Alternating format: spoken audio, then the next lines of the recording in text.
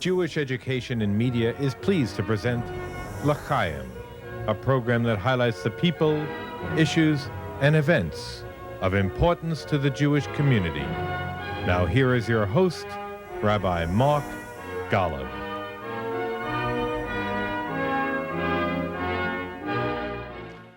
I'm Mark Golub. Welcome to part two of a conversation with one of the truly outstanding thinkers and Arab scholars in the world today, Mordechai Kedar, who's professor of Arabic literature at Bar-Ilan University in Israel. He's one of the world's foremost scholars on the Arab-Muslim world and the relationship between the Palestinians living on the West Bank and Gaza and the Israeli people. And as I've told you before, for some 25 years, Dr. Mordechai Kedar served in military intelligence for the IDF, specializing in Islamic groups and the politics of Arab countries and the Arab media. And Mordechai Kedar travels the world lecturing on issues of Israeli life and the Israeli-Palestinian conflict. And it is wonderful that you stayed with me to do another program here on L'Chaim. Toda Rabah. Bevakasha, it's my pleasure and my honor. Okay. Since we're starting again, I want to bring us back to the beginning of our last meeting where I said to you, you've been here for more than 30 days. This is your 11th trip to the United States. You do it on an annual basis. What did you learn about American Jews? You said the first thing was you were struck by the extent to which anti-Semitism is a concern which you've never heard expressed before. What was the other thing you learned? What I learned is about the rift, which is widening between Israel and American Jewry. And the thing, it actually bothers many Americans. It bothers Americans. Yes, because, look, those who are siding with Israel wholeheartedly, usually religious, conservative, Orthodox Jews, especially those who are aging, those for whom Israel is a must, for them, there is no rift.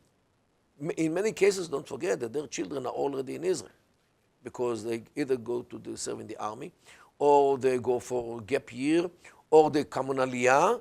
So grandpa and grandma have to fly between the children who live here and the children who live there, and it's okay. And by the way, in Israel, we already have 5 towns.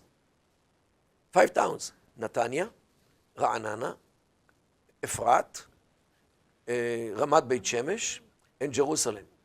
I think more or less 90% of the Anglos, means those who come from this country, from Britain, from Australia, live in these 5 towns, and good so, because they live within their chevre.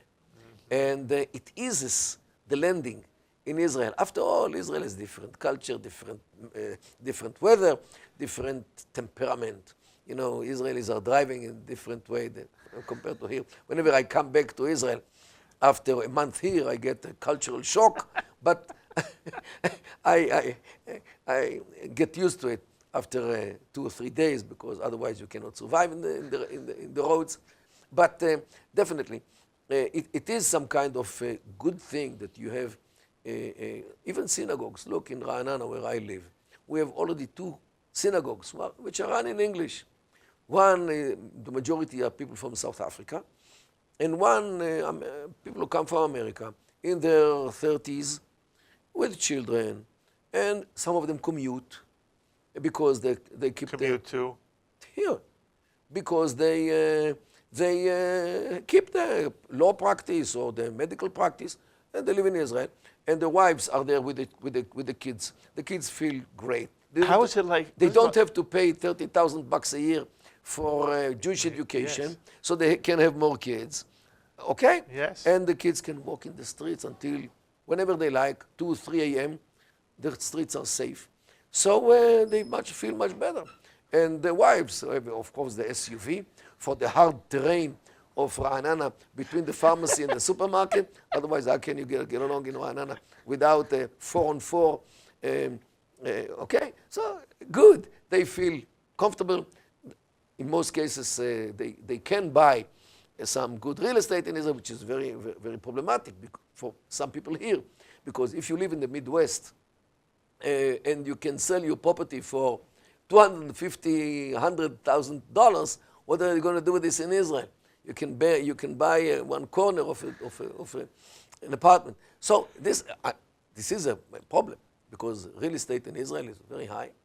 And but look, my father-in-law, alav shalom, Joe Ginsberg, who lived in Brookline, Massachusetts. He was an engineer in Raytheon. Yeah, you married an American. Yes, my wife, Raanana. She was born in New York. She grew up in Brookline.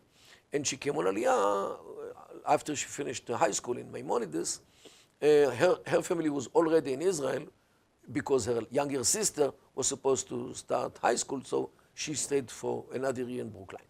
And yes, look, my wife, although she's in Israel almost 50 years, she still has this book club of the girls who came from this country. All Americans. All Americans, some British. And yes, and it's okay, good. But was that why you live in an American town in Israel? Well, we moved to Raanana because of a different reason. I actually was the one who pushed to Raanana because we spent one Shabbat with friends in Raanana before we came to Raanana. And I attended the tefillot, Shabbos services in a school where a group of people made minyan. And one man there gave a magnificent shiur. And he is a physicist, he's not even a rabbi. And I decided that this will be my next place of residence. Lovely, that's because lovely. I want to listen to this man. Yes. And until this very day, he's Magid Shiur in our synagogue. What's which his we name? built meanwhile. And the name, Saul Stoker. Saul Stoker. Stoker. He originally, I think, from Far Rockaway. But he's a scholar, real scholar, self-made scholar.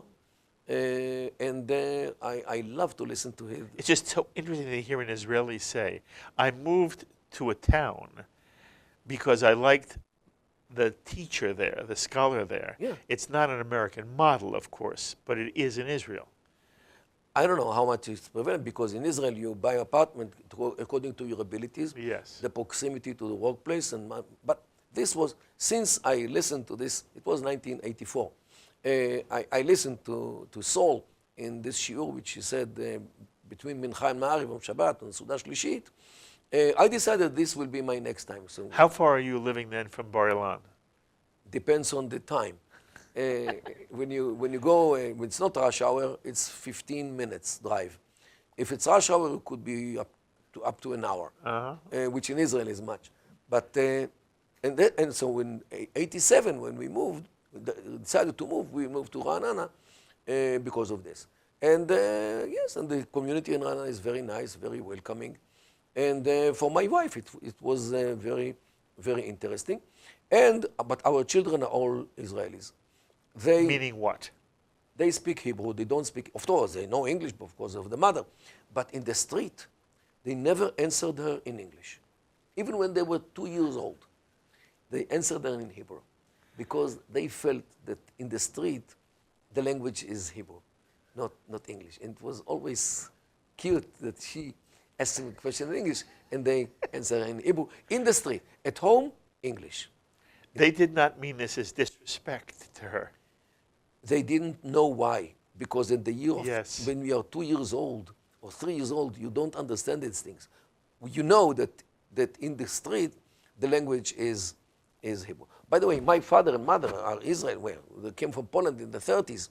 When they spoke to my children in English, they didn't answer in English because for them, grandpa and grandma from my side speak Hebrew. Grandpa and grandma from Raina's side speak English. So this is how, the world. That is lovely. Do you feel safe in Raanana? Totally. Totally. Totally. You know the American Jewish image is that Israelis are vulnerable to Palestinian terrorism, to Palestinian attack, to rocket fire everywhere in the country. Kids go to school by themselves as of the first class. Kids go to Bnei Akiva and to other activities in the evening, come home at night. 2, 3 o'clock at night, you see kids in the street, nobody bothers them, nobody. Of course, look, there are in Tel Aviv some areas where the Sudanis are, or the Eritreans, this is a problem. But in Raanana or in Netanya as well. Look, what we have now is the blessed influx of Jews from France. They actually poured or pumped new blood into the aging veins of towns like Raanana and Netanya. They come in the years of the 20s, 30s with children, and they are active, they work. And look, already in Raanana, we have 2 synagogues which run in French. One is Sephardi, one Ashkenazi. We have, I think, two restaurants where the menu is only in French.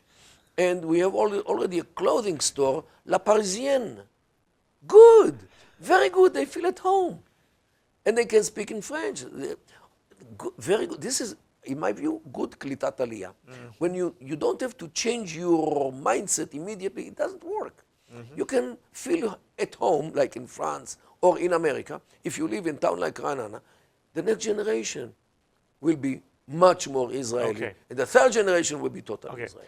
I come back to where you were going. Where you were going was that one of the things you learned as you traveled the country this trip, one of the things that was newer was the feeling that there was a greater divide. I'm interested in understanding from your perspective, when you hear people say, Israel is moving right. Israel, and by moving right, it's moving further away from American Jewry. What do you as an Israeli imagine is being said about Israel? What is it about Israel that American Jews think Israel is going in the wrong direction? And I'll give you some of the things that we hear and then you tell me what. On the one hand, it's the Palestinian problem, that there's no two-state solution. But lately it's become another issue. The other issue is Jewish pluralism, and that Israel seems to be unwilling to embrace American non-Orthodox Jews, and for that matter, certain Orthodox Jews in America who are not part of the club. And therefore, there's a feeling that Israel is not embracing of American Jews. And I hear now all the time Jews telling me, my grandchildren will not feel that Israel is theirs, because the state of Israel is acting as if their Jewishness is not the Jewishness accepted in the state of Israel. And we know that there are more and more Israelis who are bothered by the extent to which the Orthodox rabbinate in Israel controls issues of personal life, most seriously in the area of marriage.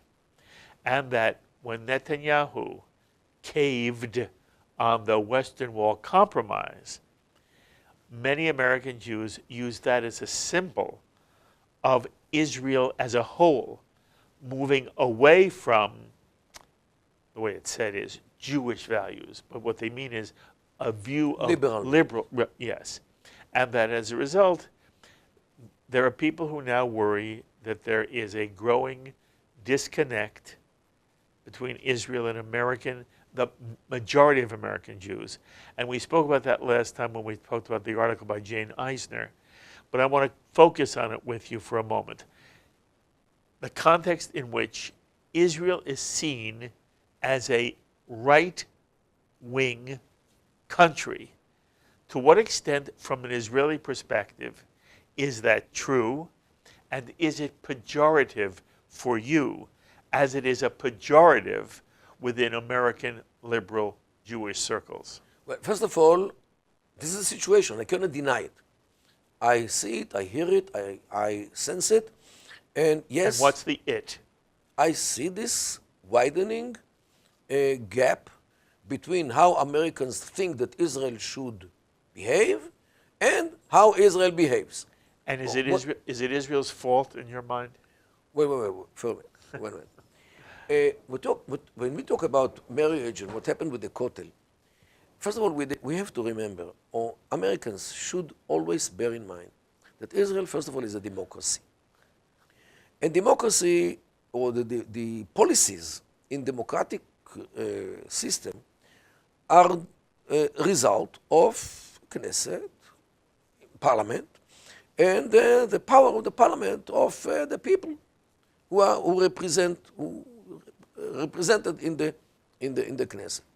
What happens in Israel, demographically, is the religious or more religious or traditional sectors are growing bigger, and the secular, liberal, modern, or modernistic sectors become smaller. First of all, birth rate. Birth rate. Look at the families of the Haredim, of the ultra-Orthodox.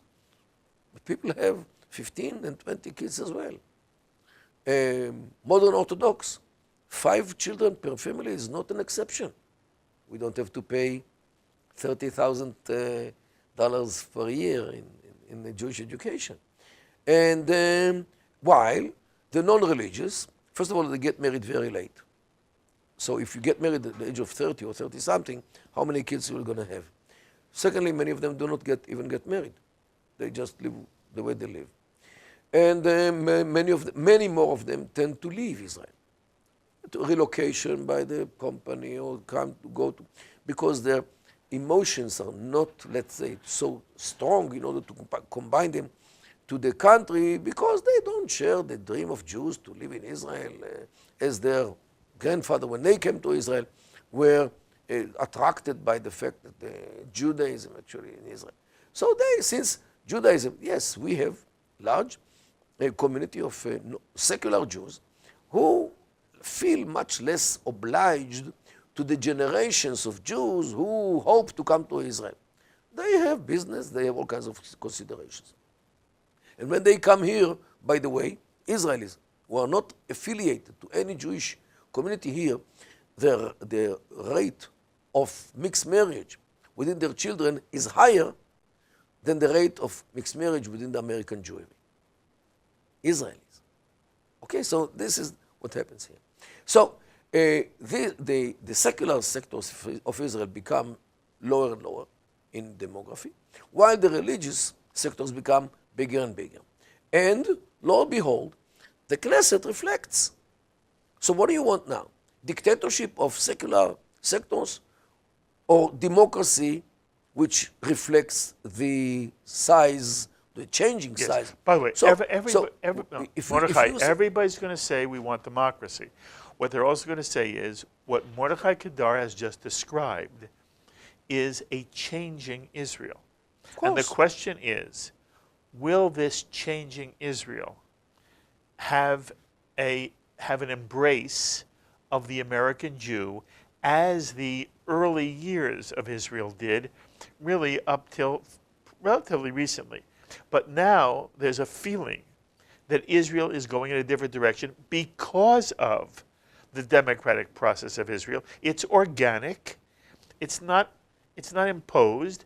But Mordechai, are you saying to me that organically the Israeli people are going to begin to shut down on their embrace of the non-Orthodox Jew? It's not like, doesn't work like this.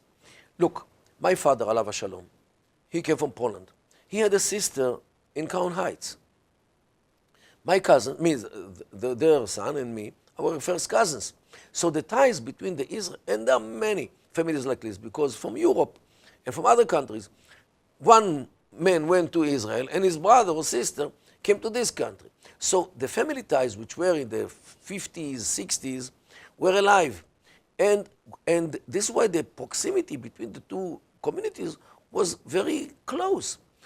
Now we are in the age of the grandchildren or the great-grandchildren, and I'm not so sure that the family ties are still existing today. Where do they exist? From the Orthodox Jews in this country who send their kids either to go to the army as lone soldiers, or to serve to gap year, or the kids come on Aliyah to Eretz Israel. So this is where you see the new family ties between here and Israel by the new families which come from here to Israel. The brothers and sisters of the post-Second World War, they are already live in heaven. Okay, so this is one of the changes of the gap which is widening between Israel and here. But don't forget that the situation in Israel is also changing. The left, the so-called left in Israel, actually is losing the grip or the hold to the Israeli population because of various reasons. First of all, the market, the labor market dramatically changed in Israel. Once we had the unions, and the whole Labor Party was based on the union, the worker unions, or Histadrut. Today, everybody is in high tech, or many are in high tech. High tech is personal contract. So you don't need the unions, and the unions are much weaker. So the Labor Party, which is the left, lost its hold to the Israeli population through this thing. The other thing is that the left was always the herald of peace process with the Arabs, Palestinians. But with the deterioration of the feeling that peace is possible in Israel, so the left also is losing this card. After their labor, now they are losing the peace card which they played with for many years. So when they lose it, you can see today what happens in the Knesset. The Labour Party and Meretz, who are the real left, are together 10 Knesset members out of 120, some 8%. This is unprecedented. In the 60s, the Labour Party did not need a coalition because they had the majority of the Knesset members. Okay, this is what happens in Israel with the change of the population, change of the work, the labor market, and the change of the way how Israelis see the Arab world and the Palestinians much more realistic. So the left actually is lost. As we say, no left. Okay, so this is what happens. Now, what do you do with Americans, American Jewry, who in most part remained living in left ideas? So the different situation of the American society and Israel definitely contributes to the widening gap between the Israeli mindset and the Jewish American mindset. I think that this is the deterministic process, because the situation in the Middle East is so dire compared to how Jews live here, accepted in most cases by the American society, and the assimilating, at least professionally, assimilated culturally, maybe not religiously yet, or for many, but definitely a Jew. Look, how even Orthodox Jews who work as lawyers, accountants, they usually go bloising kop with no head cover. Okay, they take out the kippah for eating, or they come home. It means that at work they look like everybody else, with a necktie and the jacket. You know, in Israel we don't use neckties. So yes, even religious Orthodox, as it was in Germany in the 30s, or 20s and 30s, be a Jew at home and a German outside. So here, maybe it's the same idea. To be an American, Okay. Yes. to be an American when you are in the workplace, on the public sphere, and a Jew at home. Okay, this country actually accepts, most cases, accept the Jew as the way he is, religious, not religious, because here in this country, religion is in the margin, in the background. It's not a major, I would say, consideration of people in this country. In the Middle East, religion is the major player in everywhere. We are not accepted in the Middle East, we Israelis, Jews, because we are Jews before anything else, because our being Jews. So what do you think? That if we become nice Jews, they will accept us better? They don't want Jews anyway, because Jews betrayed Allah, they betrayed Muhammad, they didn't believe in Muhammad, and Jews, according to the Quran, are people upon whom the wrath of Allah rests. And this is the first chapter of the Quran. They say it time and again every day. The Jews are descendants of apes and swines in the Quran. The Jews changed and forged the Holy Scriptures. Jews in the Quran already are the worst enemies of the believers, of Muslims. Okay, so when Islam talks in such a way, and I know that there are other approaches to Jews as well, but when people read these verses in the Quran, what do you think? They would love the Jew? Okay, not to mention, look, Protocols of the Elders of Zion is one of the most popular books in the Arab world. They believe in it. Is that true? Of course. You know how many editions? You know, with the years, the ways how those Elders of Zion are communicating changed.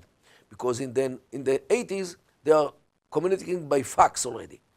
In the 90s, they started to use computers to communicate. Today, they use the internet and the social media. In this book, they update. The protocols are being updated to the communication. Okay, this is why this book, look, the theory of conspiracy means the Jews who manipulate everything is so prevalent in the Middle East. You have no idea. Because this way, they explain to themselves, why is the Middle East such a disaster area? If they criticize themselves, it's agonizing. Well, can you tell about yourself that you are wrong? No, it's much easier to say that they are to be blamed. The Jews, the Americans, the Christians, the Jews, whatever you like. So they are becoming, we are only the victims. This is why the theory of conspiracy is so powerful in the Middle East, and therefore the protocols are actually the proof that the Jews are behind the conspiracy. The Jews are with money, Jews are with the media, Jews are with the arts and the films and everything.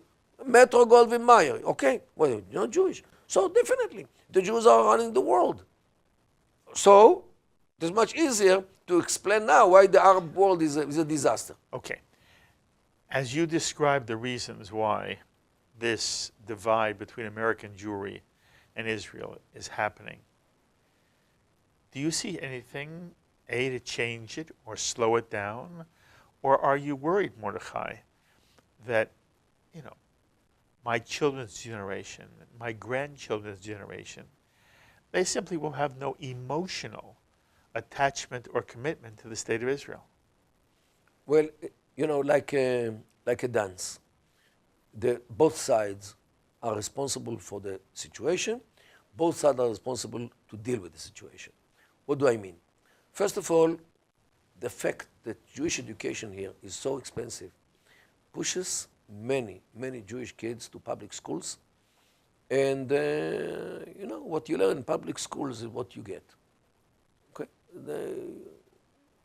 And the problem is that, in my view, on this one side, so the lack of Jewish education creates another generation. I don't want to know what the reasons are. I want to know if there's any way that you believe there is a way for my children's generation and my grandchildren's generation to remain close to Israel. And when you say it's a dance and they're both sides, it implies that there's something Israel isn't doing which it should be doing. Yes. What? I want to know from the Israeli perspective. First of all, I think that the Israeli shlichim who come to communities here in this country actually show the nice face of Israel. There are 7 of them. By the way, you and I talk all the time about where naivete is. Forgive me. The number of shlichim you'd need to have an impact on American Jewish youth throughout the country, you could send everyone who goes through the IDF here. You still wouldn't have enough. The question is there something Israel could do in Israel or in a way of reaching out? And it's not about sending some nice-looking young Israeli to be at a JCC. And don't get me wrong, they're wonderful. Nice to have.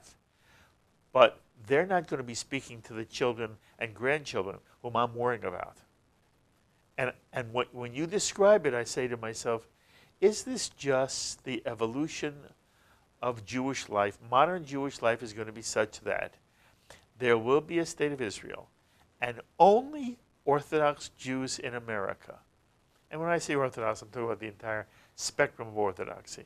But are we talking about only Orthodox and those young people who grow up and join active congregations? That if a Jew is outside of congregational life in America, in the next generation and the generation to follow, the chances of that Jew being a committed Jew on the one hand here in America, and committed, to use the word Zionist. What I mean by that is somebody who really says, part of my Jewish identity is tied into the state of Israel, its well-being, and its future, and I feel that it's family. When I am with you, Mordechai, even though we are not blood relatives, I feel you're family to me. And I don't know if the next generation is going to feel that way about their next generation, and the generation to follow, my grandchildren's generation, is going to feel about that way about your grandchildren's generation. So I worry now, the extent to which you are correct, you're describing an organic reality, which there's no policy that will change that. Look, what combines the Israel with the Jewish communities here in this country is the Jewishness of both sides. Now, Jewishness can be described as a religion. Means if I come to any synagogue in this country and I can say Kaddish on Mincha after I said Kaddish in Shachris in Israel, it means I came home. I come home. I feel at home in every, and I believe that every American who goes to shul in this country, when he comes to Israel, comes to shul, he feels at home. Because religion is something which combines Jews. Yet, Judaism is also defined by nationalism. Absolutely. Not only by religion, but nationalism. Those who see nationalism. No, it is defined more by Of course. a sense of family, peoplehood, Yeah. than it is by Judaism. But nationalism. Now, when I don't want to call when it people, nationalism. I don't give up as well. Now, when people here define themselves more and more as Americans, rather than Jews by nationality, it means that the definitions are being different. Because even those Jews who are detached from religion in Israel define themselves as Israelis because their national definition of Judaism, while they don't find here enough Jews who define themselves as Jews by nationalism because they are Americans foremost, this is where the gap, even between those who do not take religion as part of their life, this is the gap. And this is both sides. Both sides. Because they define Israelis themselves as Jews as Israelis. Here they find themselves as Jews as Americans. And when Americanism is on one side and Israelism is on the other side, what combines them? Mm-hmm. When the feeling of Judaism is weak in both, to a degree that they don't want to see a synagogue from within, so what combines them? When these are Americans and these are Israelis. By the way, a feeling of peoplehood could still combine them. But if somebody asked you, are you a Jewish Israeli or are you an Israeli Jew? The noun being more important. Of course. Are you a Jew who happens to be Israeli or are you Israeli who happens to be a Jew? Of course, religious Jews define themselves as Jews before they are anything. Okay. Israelis, Americans, British, or whatever. And I consider myself to be a Jew who lives in America. I'm an American Jew. And for me, America has been a marvelous social experiment that has permitted the Jewish community here to take part in American life as it has, as Jews have never had the opportunity to do anywhere in history of this planet. But I am an American Jew, not a Jewish American. What you're saying, and I think you're 100% correct, and I don't know yet exactly, I don't think there may be no answer, Mordechai, is that there is an increasing number of Jews here who feel that they are Americans who happen to be Jews. And what you're saying is, very often it's not explained to us here, it's true also that there are Israelis and they're Jews. Many Israelis, by the way, will say to me, by living in Israel, by speaking Hebrew, by serving in the army, by paying tax. Okay. But the real question is, do they understand that they're my family? And many Israelis do, by the way. Many Israelis understand that Jews all over the world are their family, just as I feel that Israelis are my family. Whether I am related, immediately to you or not, we're all part of the same family. To be a Jew is to be a member of a family, and this family lives all over the world, and primarily in Israel and the United States. I'm worried what happens to American Jewry and what happens to Israeli Jewry if the sense of family. Right. And the reason is very clear. Because in Israel, even in the secular school system, we learn about the diaspora. Diaspora is part of us. Not because of the religion, because of nationhood. Okay? So the diaspora could be in Europe, could be in America. And the diaspora is present in the school system just like us. While if you send your kid here to a public school, not to a Jewish school, to public school, what are you going to learn about Israel?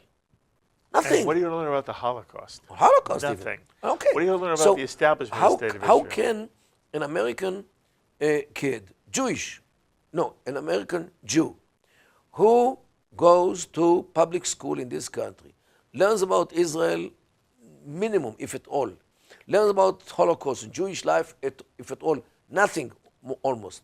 So why the heck should he feel any fraternity to any Israeli? And this is the difference.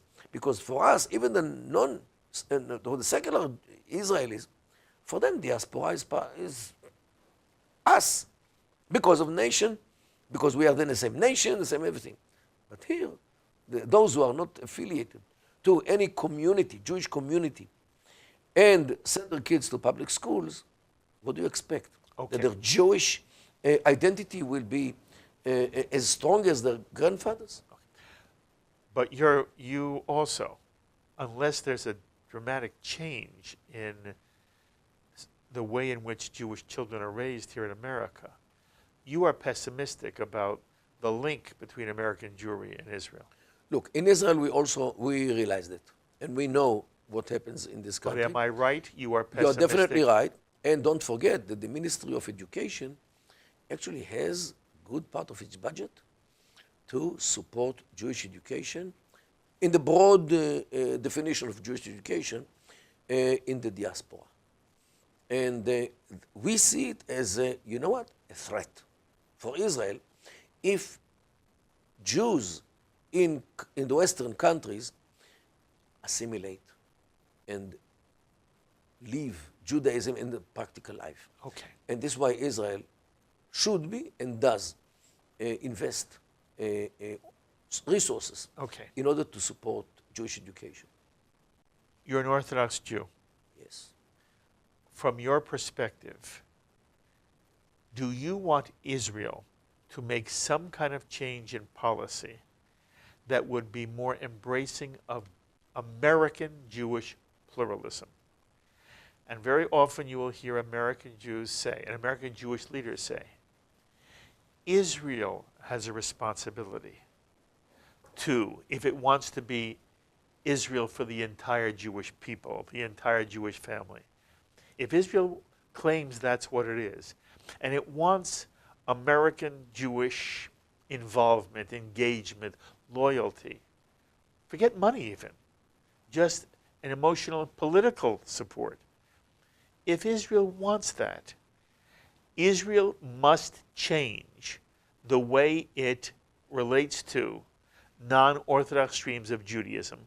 And that means, Mordechai, a major change in the political system.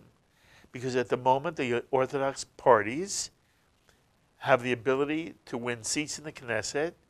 There's a coalition government where they are needed. And like any coalition government, you want a party in your coalition, you've got to give them something.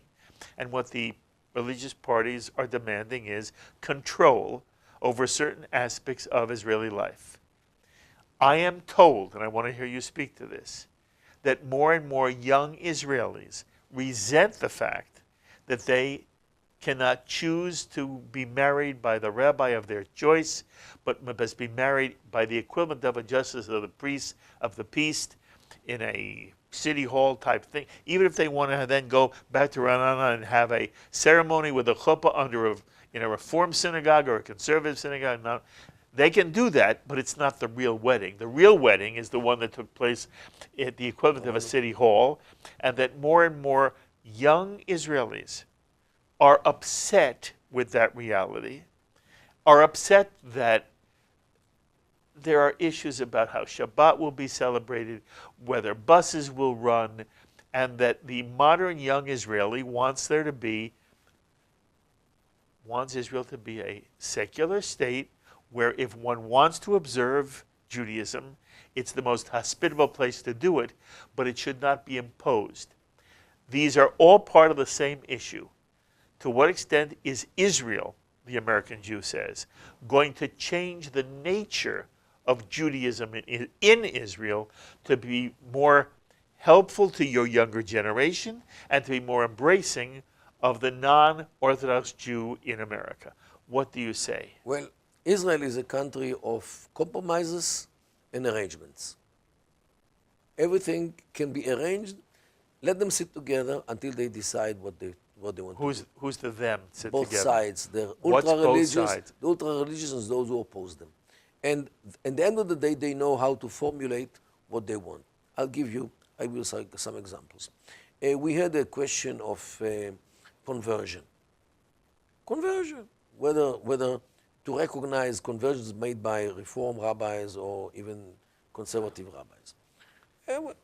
It is a big question, because if you recognize the conversion of a Reform rabbi in Israel, some Jews would not recognize the conversion. What to do with this? What happened with the Kotel? The arrangement in the Kotel. Western Wall. In the Western Wall. So there are many questions in this issue, and Israel sometimes are torn. Look, what the last elections did not make a government on this question because one party, the Liberman party, wanted the Haredim, the ultra-Orthodox, to go to the army, while they don't think that they have to go to the army. This is a cultural gap between somebody who sees the army service as something which should be done by every Israeli, while they don't think that they should go to the army. This is a cultural issue. So we go to other elections. Maybe something will come out from it. So Israel is a country of arrangements and concessions, which you have to give. Otherwise, you cannot live together. Look, cultural issues. Let's say men and women together in synagogue. Of course, not a matter of the law. You can see whatever you like. But even within the Orthodox communities here in Israel, we have now the egalitarian minyanim, egalitarian synagogues, where men and women, although they don't sit together, women can read the Torah or cause of other things like being chazaniyot at parts of the tefillah. So we do have Orthodox synagogues? Yes, it's some kind of system which Rabbi Professor Daniel Sperber designed. He actually went with the halacha till the end. Okay, I assume these are modern Orthodox synagogues, Yeah, not mainstream traditional. No, not mainstream, modern Orthodox, which almost in every town you can find at least one of these. Shir HaDasha in Jerusalem, Yakir, others. So this is actually the new, let's say, combination of Orthodoxy with more openness vis-a-vis women and so forth. So yes, in every place in Israel you can see the concessions and the arrangements and the agreements which people have, because at the end of the day we have to live together rather than fight together. So on everything, and things change. We had a problem with the construction of bridges on Shabbat. Shabbat, the traffic is less, so the contractors want to work on Shabbat. So all of a sudden, the Haredim start to show, well, Shabbat is not the day of work, what are you going to do with this? So yes, we have problems. I don't say that Israel doesn't have problems. But at the end of the day, we decide what to decide in order to continue to live together. Yes, but you're deciding what's good for Israeli society. And I'm saying to you, there are American Jews who are standing over against Israel saying, it's not enough for you to work it out in Israel. You've got to be sensitive to the problem of American Jews that you experienced on your trip. There is a limit. Look, many people who want to see two-state solution, because this is what they believe in, giving the Arabs what they want. Okay, two-state solution might create another terror state above us, on the hills of Judea and Samaria. What will those who advocate a two-state solution, what will they do then? What will they say? Oops, we were wrong. we will have to get stuck with the problem and to deal with the problem. Okay? It's one thing to call to Israel to do something, but another thing to bear the consequences. Yes, although to be fair, what I hear more and more is American Jews say the following. When it comes to issues of security, we can express ourselves, but we really must defer, and there should be a degree of humility when we tell Israelis what they should do about the Palestinians, about the West Bank. You know, by the way, it should have been called the West Hills. You understand the West Bank is higher than the State of Israel. Most American Jews imagine, if anything, a valley, and the truth is the West Bank is a mountain range. Huh. Anyway, what many more American Jews are saying, okay, we understand when it comes to matters of defense, it really should be an internal Israeli decision. But when it comes to matters of Judaism and Jewish life and the Jewish people, there the argument is that American Jews should have a say and that Israelis can't say to them then, you know, you don't live here, we're going to work it out. And I'm not taking a position here. I'm just articulating the argument. The argument is, Mordechai, don't tell me about your children when it comes to whether my child and his conversion will be accepted in the State of Israel. That's not about defense. That's about Jewish lifestyle. Look, how do you find Jewish lifestyle? Williamsburg or Upper West Side? In American, I believe most American Jews would say both. And that what American Jews would like Israel to say is both. Right now, the argument is Israel doesn't say the West Side and Williamsburg are both equally valid. In America, they're equally valid. In Israel, one is not equally valid to the other. Williamsburg is valid, and the West Side liberal... But Williamsburg doesn't accept Reform conversion. Yes. While Upper West Side... But so what, though? So what? No American Jew on the West Side wants to make Williamsburg their home. But there are Jews from both Williamsburg and the West Side who would like Israel to be their home. So home which is comfortable for more... For both. For both. That's right. For both. That's the argument.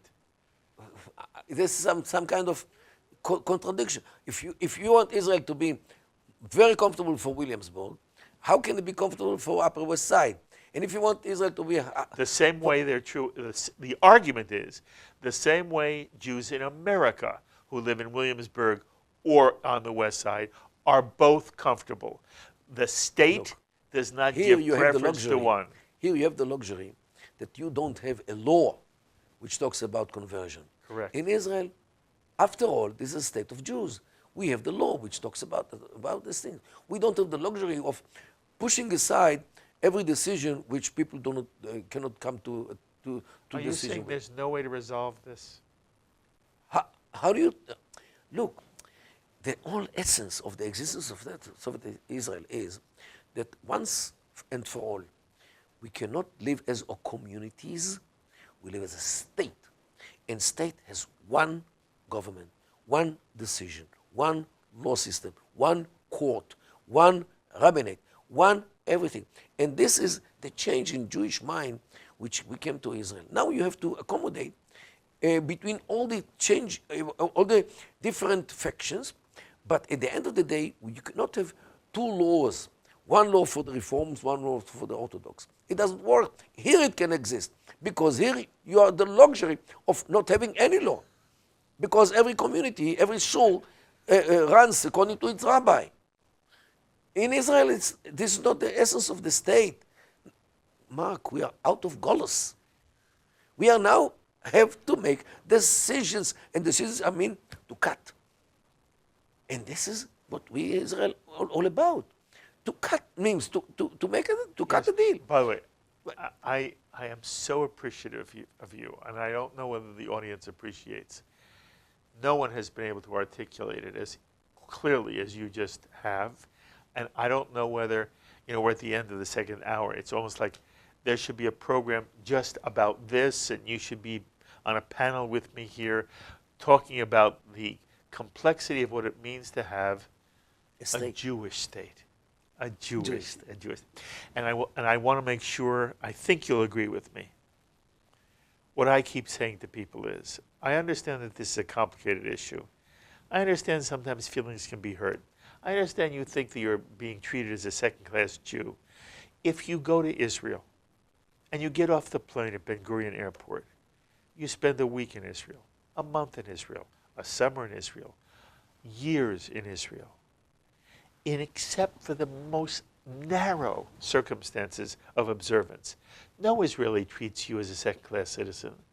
There's no way in which you'll feel like you're less of an Israeli or a Jew in Israel. You go through Israel anywhere you want to go. And by the way, on any Shabbat you want, there's a Masorti synagogue there, there's a Reform synagogue there, you're now telling me there's a modern Orthodox synagogue there. You want to express yourself personally?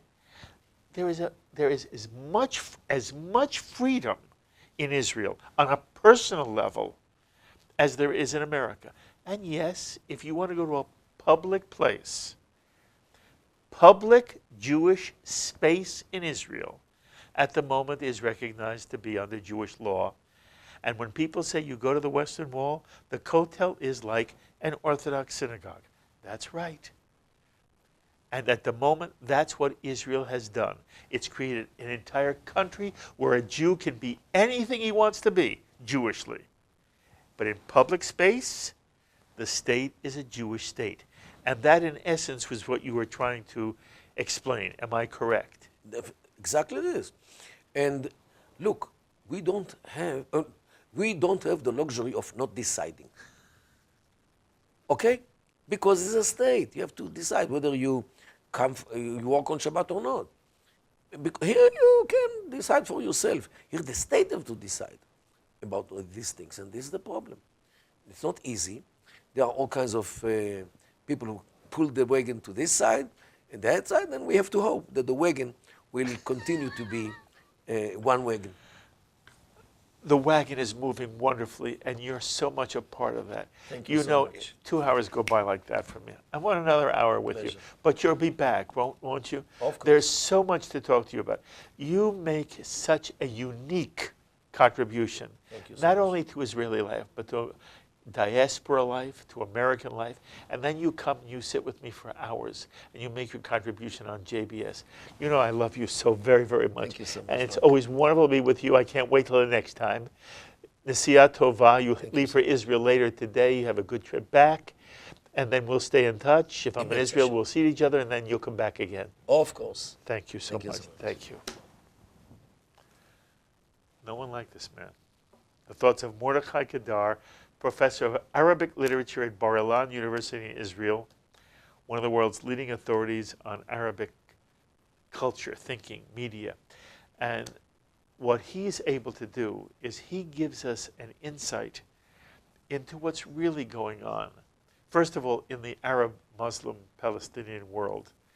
And here you have a sensitive, lovely human being who simply says, you know, you have to respect the other culture. And we're not the same culture. And the question is, will the American Jew understand Israel's not malevolent? Israel isn't trying to hurt Palestinians. Israel isn't trying to box in Gaza or trying to overtake the West Bank. And if tomorrow the Messiah came and changed the system on the West Bank and in Gaza, and there was no one there who wanted to kill Jews, but instead they said, yes, let's live in peace like Canada lives with America, there would be a different world in a heartbeat. And Israel has to be understood for what Israel is. And when you speak to Mordechai Kedar, you get insights that normally are not explained either by American Jewish leaders, and quite honestly, many Israelis do not have his perspective. And he tells us, you know, many Israelis don't speak Arabic. And how you understand the Arab world without speaking their language is mind-boggling in a way. It is a Jewish failure. It is an Israeli failure. But here you have somebody who is in that world, not only speaks the language, teaches the language, loves the language. Have you ever seen our first program together? Mordechai Kedar talked about how he fell in love with the Arabic language and Arabic culture. And so you have here a loving, embracing man who simply wants to tell the truth. And sometimes it's not easy to tell the truth, even in a synagogue. You know I'm right. Sometimes nobody wants to hear the truth. Of course. And you tell the truth, and I am so grateful that you do it here. As always, I invite you to be in touch with me with any thoughts, comments you may have to any of the ideas expressed by Mordechai Kedar or by me on this edition of L'chaim. Please email me, write me, post on our Facebook wall, or tweet me. I look forward to hearing from many of you. And again, if you can, take L'chaim with you in podcast. We're on iTunes and Google Play. There are every L'chaim program now we do is podcast, so you can listen to it anywhere you want. If you missed a program, go to our podcast site and listen to L'chaim on podcast. Until the next time, I'm Mark Golub. L'chaim, my friends, to life.